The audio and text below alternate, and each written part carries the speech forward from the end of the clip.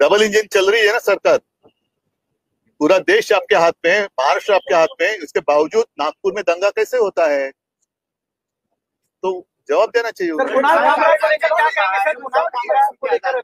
कुणाल कामरा ने, मुझे नहीं लगता कुछ गलत कहा है।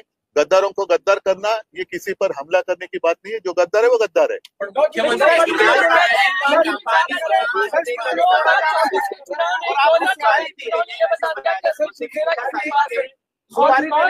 वो छोड़ो, वो नहीं, वो पूरा गाना आप सुन लो, चाहिए तो आपके पास होगा तो बजा कर दिखाओ। उसी गाने का जो अर्थ है वही तो है।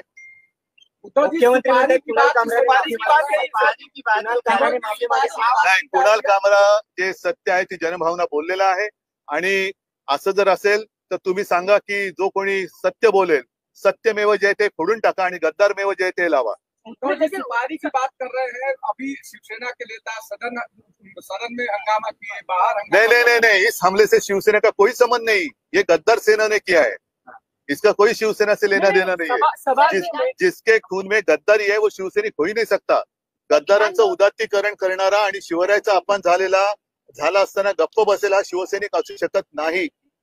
ठीक है, नहीं, उनकी बात है, वो उनके पास, क्योंकि उनको अभी उनके अगर वो गोद पे बैठी है तो उनको संभालने के अलावा और क्या करना चाहिए?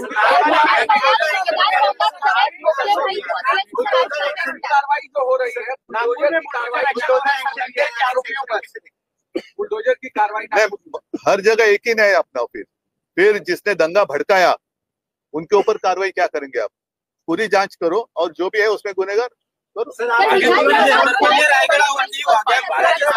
बघा, मला असं वाटतं की एकूणच याच्या बाबतीत जे कोणी आपल्यात खरोखर इतिहास तज्ञ राहिले असतील त्यांची मदत घ्यायला पाहिजे। पण जर वाघ्या कुत्र्याची समाधी हा एक वेगळा भाग आहे, पण या राज्यातलं इमान हे उखडून टाकले गेले हे दिसतंय।